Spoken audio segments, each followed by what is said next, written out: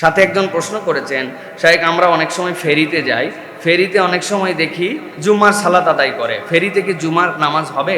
প্রিয় ভাইরা, জুমা হওয়ার জন্য যে কয়টা শর্ত, তার মধ্যে একটা হচ্ছে স্থায়ী মসজিদ হতে হবে, জামে মসজিদ হতে হবে, এবং ওই মসজিদটাকে আল্লাহর জন্য ওয়াকফকৃত জায়গা হতে হবে। অনেকগুলো শর্ত আছে, তার মধ্যে একটা।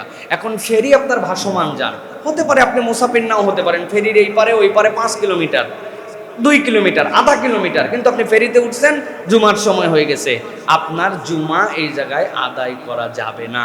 কেননা জুমার জন্য ফেরির যে নামাজের জায়গা, এটা হুকমান হয় নাই।